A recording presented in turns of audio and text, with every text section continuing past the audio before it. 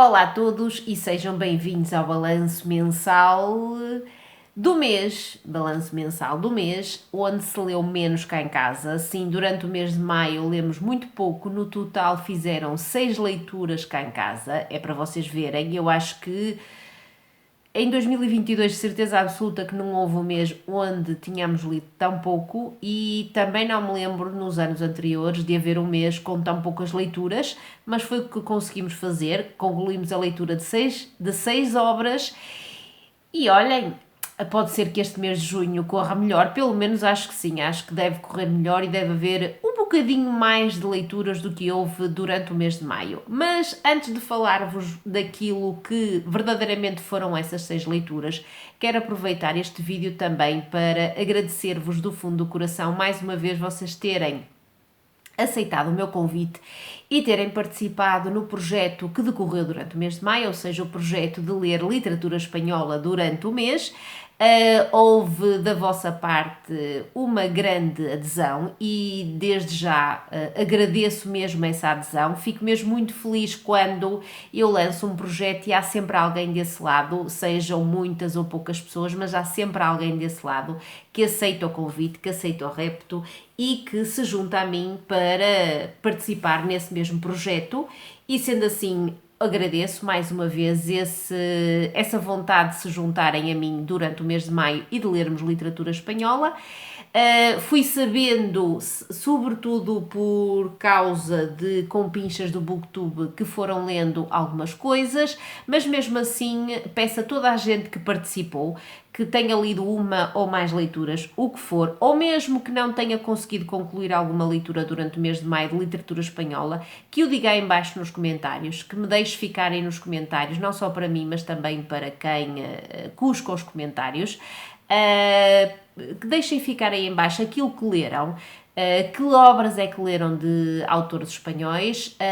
e, obviamente, aquilo que vocês retiraram dessas leituras, se foram experiências maravilhosas ou, pelo contrário, se não foram experiências tão boas como vocês estavam à espera que fossem, deixem-me ficar aí embaixo. Também, se há alguém que por esta ou por aquela razão não conseguiu juntar-se a mim e a toda a gente que leu literatura espanhola no mês de maio, também pode aproveitar para deixar aí nos comentários o porquê de não ter conseguido participar ou de não ter tido vontade de participar. Digam as vossas razões, deixem-nas ficar aí. Já sabem que não há problema nenhum se vocês não conseguiram este ano, porque não juntarem-se a mim e a toda a gente no próximo ano. Vamos continuar a ler literatura espanhola durante os meses de maio. Este ano começámos a fazê-lo em maio,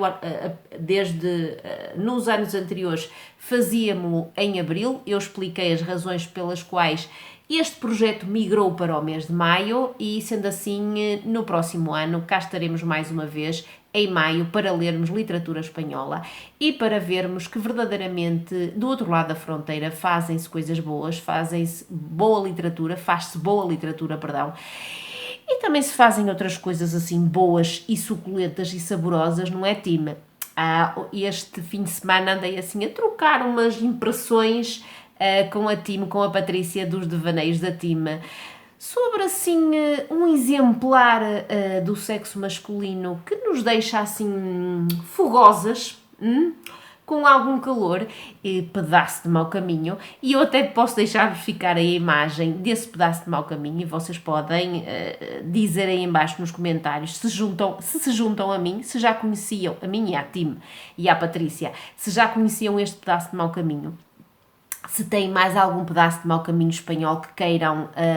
fazer com que nós o conheçamos, ou o que vocês quiserem. Isto tudo para dizer-vos que, para além da literatura, que é muito boa do outro lado da fronteira, também há outros aspectos e há outros motivos para nós espreitarmos aquilo que se faz e aquilo que há do outro lado da fronteira, ok? Pronto, agradeço-vos imenso terem participado no projeto e agora que fiz esta parte que fazia sentido fazer neste balanço mensal, vamos então falar daquilo que se leu em maio cá em casa. Como já disse, foram apenas 6 leituras, 4 delas da minha parte, 2 da parte do meu marido, o mais novo continua a não estar muito virado para a literatura. Não sei se vai, agora que está de férias, se a coisa vai mudar muito ou não, duvido, mas depois a ver vamos. Das minhas 4 leituras, vocês sabem que eu arranquei cheia de pica e cheia de vontade o mês de maio. Li em quase 24 horas Peripécias do Coração de Julia Quinn. Deixo-vos ficar aqui a capa porque já não tenho a obra, ela veio da biblioteca da minha terrinha, já a devolvi há bastante tempo e é uma obra que dificilmente vocês que me acompanham de forma assídua dificilmente estariam à espera de ver aqui no meu cantinho, mas a justificação, se é que eu tenho que dar alguma justificação, é muito simples, já a dei, repito-a, tem a ver com o facto de eu andar encantada com a adaptação da série Bridgerton à Netflix. Não sou de maneira nenhuma muito exigente naquilo que vejo de séries, e a série Bridgerton é uma série que me dá muito prazer ver porque é bem disposta, tem muitos ingredientes para me entreter, que é o que eu busco sobretudo nas séries. E depois de ter visto as 2 primeiras temporadas, fiquei apaixonadíssima pela temporada 2 e babei pelo Anthony Bridgerton. Como é que eu não iria babar perante outro pedaço de mau caminho e ainda por cima sendo bad boy? E eu adoro, vocês já sabem que eu não resisto a bad boys. E pronto, e depois de ter visto a adaptação, eu quis à viva força conhecer o Anthony Bridgerton dos livros, ver se ele era diferente ou igual àquilo que é o Anthony Bridgerton da série. Já sabia que em termos de trama e desenrolar da história e mesmo personagens havia algumas diferenças consideráveis, mas olhem, não quis saber de maneira nenhuma das diferenças. Acho que se complementa muito bem a temporada, a adaptação e o livro, apesar dessas diferenças, e eu adorei aquilo que li, deixou-me muitíssimo bem disposta, dei-lhe um 10 em 10, como não, e quero mesmo muito, de vez em quando, voltar a estas leituras mais levezinhas, sabem bem, predispõem bem, deixam-me muito bem disposta, e já sabem, se tiverem alguma recomendação para me fazerem, seja sobre ainda a saga Bridgerton, já que eles são 8 irmãos e há um livro para cada irmão, seja sobre outras leituras levezinhas, sejam de romance de época ou não, deixem ficar aí nos comentários, porque acreditem, eu vou tê-las em conta e um dia destes, não sei quando, irei regressar a estas leituras levezinhas e irei de certeza absoluta saboreá-las com tanto prazer como saboreei o Peripécias do Coração de Julia Quinn, ok? Esta foi a primeira leitura e como foi uma leitura que me deixou tão bem disposta e correu tão bem, eu estava à espera que maio fluísse melhor do que o que fluiu, ou seja, que eu conseguisse ler mais do que li, porque, não sei se vocês se recordam, a minha TBR, mais uma vez, era algo ambiciosa, eu não consegui concluí-la de maneira nenhuma, deixei por ler 3 obras, uma delas já vinha de Abril e eu não consegui concluí-la durante o mês de Abril, até posso mostrar antes de vos falar do resto. Não consegui concluir O Mundo de Ontem, de Stefan Zweig, já vinha de Abril, concluiu agora em junho e depois falarei sobre esta preciosidade um dia destes. Não cheguei de maneira nenhuma a 3 obras, 2 tuguitas, Norberto Moraes, O Sítio do Lugar Nenhum, também migrou para junho, já o concluí e é uma das minhas leituras tugas deste mês, não foi do mês de maio, é do mês de junho. Estou neste momento com as experiências de maternidade de Susana Moreira Marques, de Quanto Tempo Tem um Dia, também será a leitura tuguinha deste mês. E outra obra que já regressou às estantes foi O Millón de Gotas, de Víctor del Árbol. Não vou lê-la tão cedo, provavelmente deixo para o maio de 2023. E agora que fiz este parênteses para demonstrar-vos que estava com muito mais vontade, ou melhor, estava com muito mais expectativas perante o mês de maio, enquanto a número de leituras, depois de Peripécias do Coração, como eu disse, estava mesmo mesmo convicta de que as coisas iriam correr muito melhor em termos de leituras, de quantidade, mas isso não quer dizer que em termos de qualidade não tenha sido um mês muito proveitoso, que sim o foi, porque depois de Peripécias do Coração eu embrenhei-me no projeto na literatura espanhola e, como é óbvio, regressei a Almudena Grandes. O projeto tem muito a ver com esta minha deusa literária e regressei a Inés e la Alegria quase 10 anos depois de ter lido esta obra pela primeira vez. Esta obra já tem vídeo de opinião, por isso não me vou espraiar muito sobre aquilo que em mais de 20 minutos eu me espraiei no vídeo de opinião, por isso se ainda não viram e se tiverem curiosidade, vejam-no. É uma obra sensacional, é uma obra que eu peço mesmo, rogo encarecidamente que a Porto Editora também a traduza e continua a apostar na saga Episódios de uma Guerra Interminável da Almudena Grandes. Já publicou o volume 4 e o volume 5, falta publicar os 3 primeiros. Este é o que abre a saga e é tão bom, de certezinha absoluta, como esse volume 4 e esse volume 5 que já existem em Portugal. Tem todos os ingredientes que vocês, se já leram algum desses volumes, podem encontrar neles. Aqui também os encontrarão. Personagens inesquecíveis, muito cativantes, muito bem construídas. Uma trama que arranca a partir de um acontecimento verídico, uma guerra civil, um pós-guerra civil, exilados republicanos em França, vontade tremenda de regressar à Espanha e de derrubar a ditadura. Nós temos tudo isso aqui, associado também a personagens verídicas. É uma obra fabulosa, é uma obra gigantesca, como tudo que faz Almudena Grandes, não é? É uma obra densa, intrincada, que anda sempre a saltitar de personagem para personagem, de tempos, ou seja, não é fácil seguir o ritmo da narrativa, mas isso é o que mais me agrada em Almudena Grandes e dei-lhe um 10 em 10, como não, dar-lhe-ia mais do que um 10 em 10, porque isto rebenta a escala no meu ponto de vista. Não acho que preciso dizer muito mais. Se vocês quiserem saber mais, já vos disse, há vídeo de opinião, eu deixo ficar aqui nos cartões, deixo ficar na caixa de descrição, espreitem, porque acho que vale a pena, ok? Um 10 em 10 e isto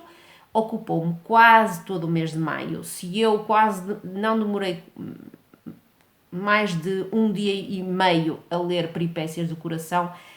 esta eu comecei no dia 2 de maio e só a terminei no dia 29, ou seja, demorou-me quase todo o mês, mas valeu muitíssimo a pena por tudo aquilo que eu já disse e digo no vídeo da opinião, ok? Nos 2 últimos dias do mês de maio, eu continuei com literatura espanhola, neste caso com literatura aos quadradinhos, e regressei também a um autor que me é muito querido e que é nada mais, nada menos do que Paco Roca, e li 3 obras dele, 2 delas estão no mesmo volume. Falo-vos de O Farol e O Jogo Lúgubre, está neste volume, elas estão as duas neste volume da Le Boir. E nós temos então aqui a arte que todos nós que conhecemos Paco Roca, uma arte que nos é muito familiar. Na primeira história, as cores predominantes são estas, o preto, o branco, este cinzento azulado, e na segunda história mudamos um bocadinho, vamos para tons mais sépia, o preto, o branco novamente e este castanho sépia, que é aquilo que são as cores predominantes de O Jogo Lúgubre. São 2 histórias pequenas, são 2 histórias que, por um lado, de uma delas gostei bastante, da outra não consegui de maneira nenhuma entrar nela, e falo-vos de O Jogo Lúgubre. Não é leitura para mim, já vou explicar porquê. Enquanto ao Farol, mais uma vez estive perante uma contextualização associada à Guerra Civil Espanhola. A guerra e a ditadura franquista estiveram comigo durante todo o mês e eu não me importei nada. E aqui no Farol temos então um jovem soldado republicano que anda foragido e que anda a tentar escapar de ser apanhado pelas tropas falangistas e consegue esse refúgio neste farol, e é aqui que vai conhecer um faroleiro muito sui generis, bastante mais velho do que ele, mas que em termos de perspectivas, em termos de visão da vida, estamos perante duas personagens muito diferentes, que apesar da grande diferença de idades, parece que trocaram de papéis, porque o jovem soldado já é uma pessoa muito desencantada com a vida, muito provavelmente por causa de tudo aquilo a que já assistiu durante a guerra, muito desencantado, muito pessimista, muito desalentado, enquanto o faroleiro é um homem sonhador, um homem que nos traz o expoente máximo daquilo que é o lado onírico e que é um homem muito conhecedor da sua profissão e de toda a literatura que está associada à literatura marítima, como Moby Dick, por exemplo, e passa a vida dele a fazer e a lançar citações e a falar dessas histórias da literatura clássica mundial, e acaba por, com isso, trazer algumas mudanças, pelo menos à primeira vista, para o desencanto e o desalento daquele jovem soldado. E é, com tudo isto, uma história muito interessante. Eu gostei bastante, dei-lhe um 8 em 10. Poderia ter dado mais se fosse uma leitora mais interessada na literatura relacionada com o mar, como Moby Dick, como por exemplo as viagens de Gulliver e algo assim. Não são obras que me interessam muito, e acho que também por isso mesmo toda esta carga literária de citações e de fragmentos para mim perde-se um pouco, porque não me interessa assim por além. E também, se eu fosse um bocadinho menos cética, talvez a parte final da obra me tivesse cativado mais do que aquilo que me cativou. E por falar do meu lado cético e do meu ceticismo, foi isso que fez com que eu não gostasse de maneira nenhuma de O Jogo Lúgubre, porque é uma história que nos retrata e que nos leva ao mundo do surrealismo através de um pintor e de toda uma perspectiva de vida muito alternativa, e que muitas vezes ele consegue chegar a ela através de coisas que ingere ou inala, digamos assim, e isso fez-me um bocado de confusão. Eu sou muito cética, e tudo aquilo que vai para além da realidade e do palpável, e que sejam sonhos que eu acho que são bastante estapafúrdios, não se coaduna, nada disso se coaduna comigo e com a minha forma de ser e de estar e de ver as coisas, e por isso não fui capaz de gostar desta história, de me deixar cativar por ela, e sendo assim dei-lhe um 5 em 10, e não aconselho a quem for como eu, ou seja, a quem for muito cético e que torce o nariz a tudo que é demasiado estapafúrdio e demasiado para além da realidade. A última obra que eu li para o projeto também é de Paco Roca, não está traduzida ainda para português, mas tem muito a ver com outra obra que sim está traduzida já para o nosso portuguesinho. A que eu li foi Regresso al Edén, e aquela que vocês logo à primeira vista percebem porque eu estou a dizer que está ligada e relacionada com aquela que li, é A Casa. Vocês percebem logo pelo formato que elas são as duas iguais, apesar de que esta é mais grossa, mas são as duas na horizontal, e as cores também estão muito relacionadas uma com a outra, para além do facto de que esta e esta têm uma carga e uma vertente bastante autobiográfica, ou seja, enquanto esta tem muito a ver com as memórias e com as vivências e tudo que Paco Roca teve com o seu pai, esta aqui, pelo aquilo que a internet me foi dizendo, poderá estar associada ao lado materno da família de Paco Roca, ou seja, ao lado da sua mãe, ao lado da família da sua mãe. E esta obra é muitíssimo interessante por todos os aspectos e continuando a falar da sua estrutura e daquilo que é visível, vocês conseguem ver esta capa que eu adoro e é uma capa que tem tudo a ver com esta fotografia que está na contracapa. É uma obra que sim, que vive muito disto, que vive de fotografias reais e de uma história que se constrói, que Paco Roca constrói como ele sabe construir, através de fotografias de uma família dos anos 40 espanhola, uma família numerosa, uma família que com o pai e com a mãe e os seus 6 filhos é composta de 8 pessoas que vivem num apartamento minúsculo, muito reduzido e que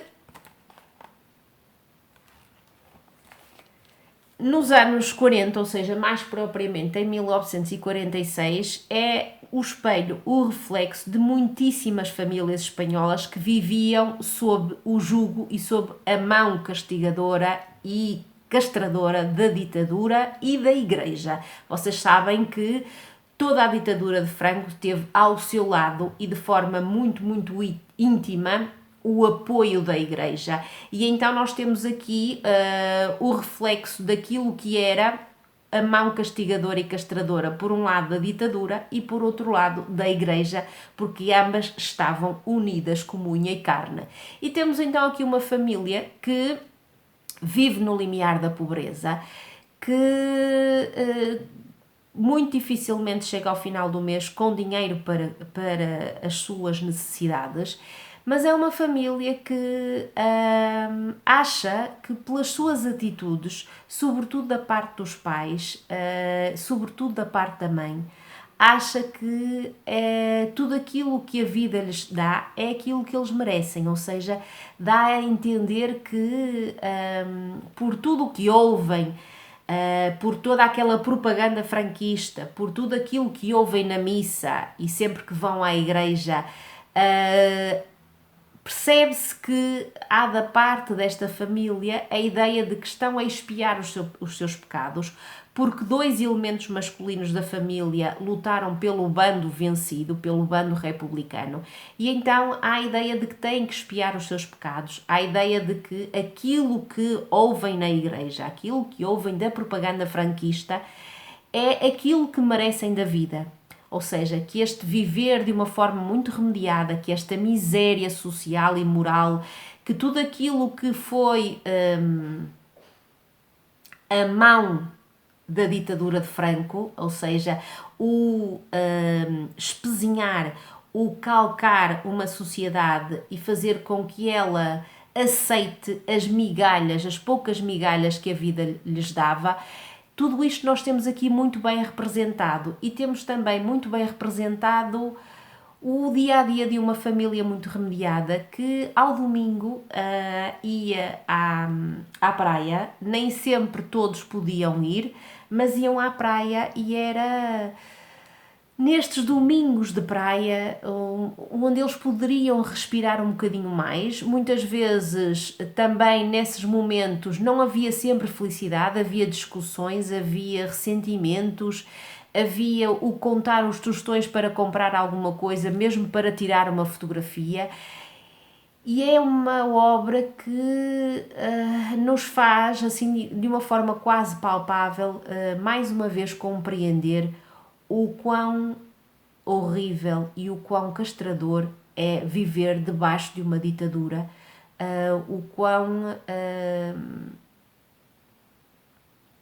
o quanto estas vidas sofreram e o quanto baixaram a cabeça e se deixaram dominar e se deixaram vencer pela ideia de que sim, que era esta a vida que eles mereciam. Foi uma leitura muitíssimo interessante por tudo aquilo que eu já vos mostrei, pelo formato, pelas fotografias a acompanhar as ilustrações. Gostei mesmo, mesmo, mesmo muito e oxalá que esta obra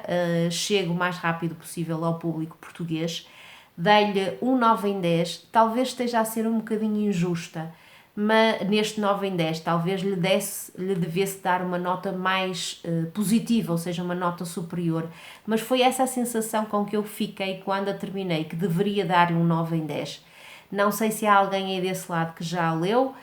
se há, digam se concordam com tudo aquilo que eu disse, e se acham que eu estou a ser justa ou injusta na nota que lhe estou a dar. Quanto às leituras do meu marido, como eu disse, foram apenas duas. Foi a primeira que ele concluiu, foi esta de Kristin Hannah, Os Quatro Ventos. Deu-lhe a nota máxima. Já sabia que todas as opiniões positivíssimas que eu tinha visto e lido e ouvido sobre esta obra, que ela teria os ingredientes mais do que suficientes para trazer uma grande leitura ao meu marido. Foi isso que aconteceu. Ele adorou toda esta contextualização, as personagens, tudo isso. Deu-lhe um 10 em 10 e ainda bem que lhe oferecemos esta obra. Foi a minha mãe que ofereceu, mas na verdade fui eu que recomendei que ela lhe oferecesse no aniversário, e foi a melhor leitura que ele fez durante o mês de maio, porque a outra não foi tão preenchedora e tão boa como esta.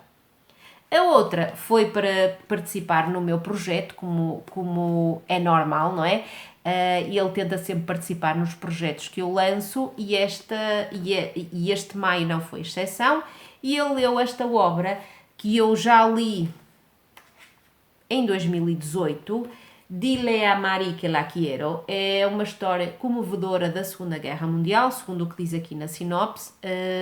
Obviamente que não está traduzida para português, mas sabia eu à partida que seria uma obra que ele conseguiria ler no idioma original, porque o estilo é muito simples do autor, e quando é muito simples, por muito que ele às vezes não entenda uma outra palavra, ele consegue facilmente entender a história e seguir a trama e compreender os personagens e tudo isso. E ele gostou bastante, deu-lhe um 9 em 10. Não lhe deu a nota máxima e eu entendo, porque eu lembrei-me dessas coisas. Ele diz que há determinados aspectos e determinados momentos aqui da obra que são resolvidos, entre aspas, muito rapidamente. Que parece que há um apressar das coisas e não há... o autor não dá as respostas que nós como leitores gostaríamos de ter face a alguma personagem ou face a algum acontecimento. Há aqui, parece, uma grande pressa em resolver as coisas, e foi isso que fez com que ele não lhe desse a nota máxima, que lhe desse apenas um 9 em 10. E é isto, está feito o balanço mensal das leituras do mês de maio. Fico agora à espera dos vossos comentários, e é óbvio que, para além de leituras que possam ter feito para o nosso projeto do Maio Espanhol, se vocês fizeram mais alguma leitura estrondosa durante o mês de maio, não se acanhem e deixem ficar essa recomendação aí em baixo nos comentários. Digam também quantas obras conseguiram ler, se leram bem mais do que nós aqui em casa, ou se também o vosso ritmo anda muito lento. Digam tudo isso em baixo nos comentários, porque vocês já sabem que eu adoro saber tudo isso e respondo com muito carinho aos vossos comentários, ok? Um beijinho muito grande e vemo-nos no próximo vídeo. Tchau!